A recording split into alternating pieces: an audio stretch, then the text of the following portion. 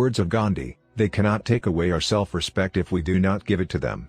It is our willing permission, our consent to what happens to us, that hurts us far more than what happens to us in the first place. I admit this is very hard to accept emotionally, especially if we have had years and years of explaining our misery in the name of circumstance or someone else's behavior. But until a person can say deeply and honestly, "I am what I am today because of the choices I made yesterday," that person cannot say, "I choose otherwise." Once in Sacramento when I was speaking on the subject of proactivity, a woman in the audience stood up in the middle of my presentation and started talking excitedly. It was a large audience, and as a number of people turned to look at her, she suddenly became aware of what she was doing, grew embarrassed and sat back down. But she seemed to find it difficult to restrain herself and started talking to the people around her. She seemed so happy. I could hardly wait for a break to find out what had happened. When it finally came, I immediately went to her and asked if she would be willing to share her experience. "You just can't imagine what's happened to me," she exclaimed. "I'm a full-time nurse to the most miserable, ungrateful man you can possibly imagine. Nothing I do is good enough for him. He never expresses appreciation, he hardly even acknowledges me. He constantly harps at me and finds fault with everything I do. This man has made my life miserable and I often take my frustration out on my family. The other nurses feel the same way. We almost pray for his demise. And for you to have the gall to stand up there and suggest that nothing can hurt me, that no one can hurt me without my consent, and that I have chosen my own emotional life of being miserable, well, there was just no way I could buy into that." But I kept thinking about it.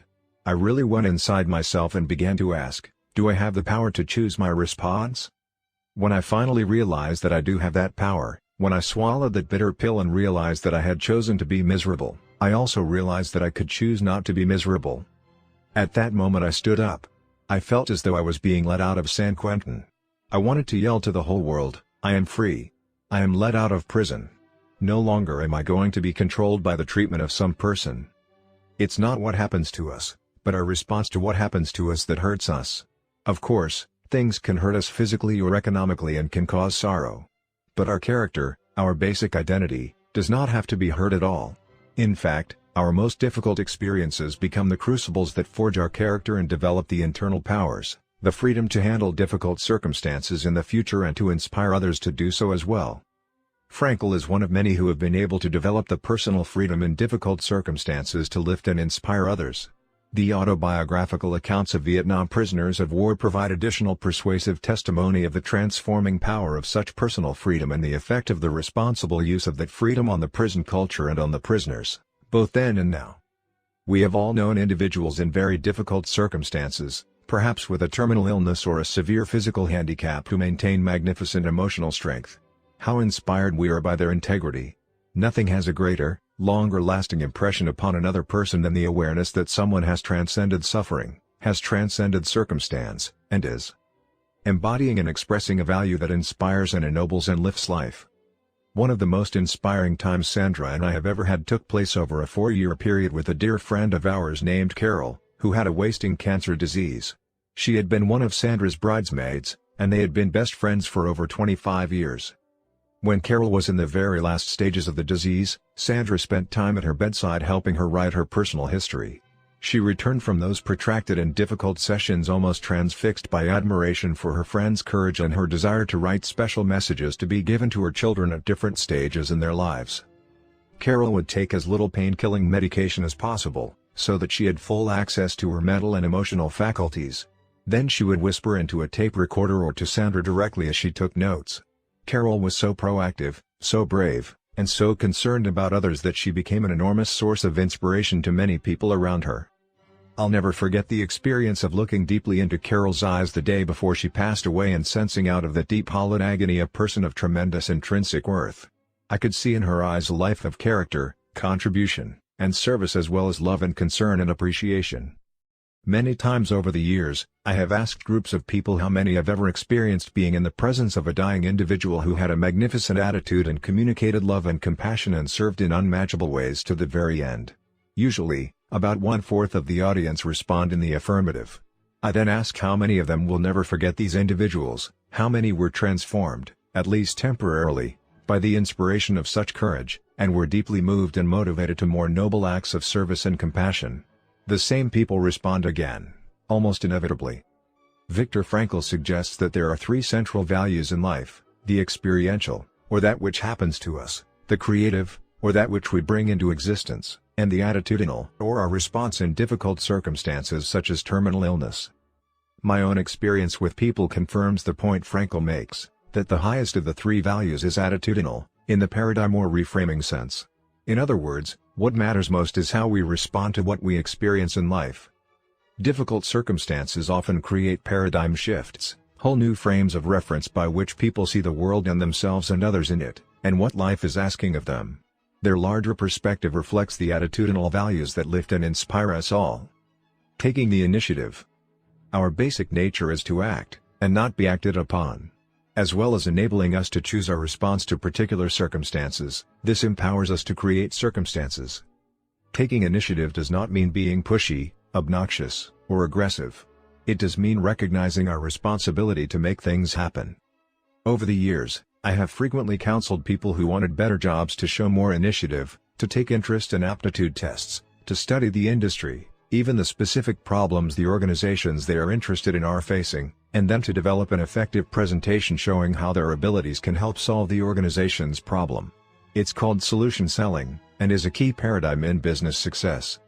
The response is usually agreement. Most people can see how powerfully such an approach would affect their opportunities for employment or advancement. But many of them fail to take the necessary steps, the initiative, to make it happen. I don't know where to go to take the interest and aptitude tests. How do I study industry and organizational problems? No one wants to help me. I don't have any idea how to make an effective presentation. Many people wait for something to happen or someone to take care of them. But people who end up with the good jobs are the proactive ones who are solutions to problems, not problems themselves, who seize the initiative to do whatever is necessary, consistent with correct principles, to get the job done. Whenever someone in our family, even one of the younger children, takes an irresponsible position and waits for someone else to make things happen or provide a solution, we tell them, use your R&I, resourcefulness and initiative. In fact, often before we can say it, they answer their own complaints. I know, use my R&I? Holding people to the responsible course is not demeaning, it is affirming. Proactivity is part of human nature, and, although the proactive muscles may be dormant, they are there. By respecting the proactive nature of other people, we provide them with at least one clear, undistorted reflection from the social mirror. Of course, the maturity level of the individual has to be taken into account. We can't expect high creative cooperation from those who are deep into emotional dependence. But we can, at least, affirm their basic nature and create an atmosphere where people can seize opportunities and solve problems in an increasingly self-reliant way. Act or be acted upon. The difference between people who exercise initiative and those who don't is literally the difference between night and day. I'm not talking about a 25 to 50% difference in effectiveness, I'm talking about a 5,000+ % difference, particularly if they are smart, aware, and sensitive to others. It takes initiative to create the P/PC balance of effectiveness in your life. It takes initiative to develop the 7 habits. As you study the other 6 habits, you will see that each depends on the development of your proactive muscles. Each puts the responsibility on you to act. If you wait to be acted upon, you will be acted upon. And growth and opportunity consequences attend either road.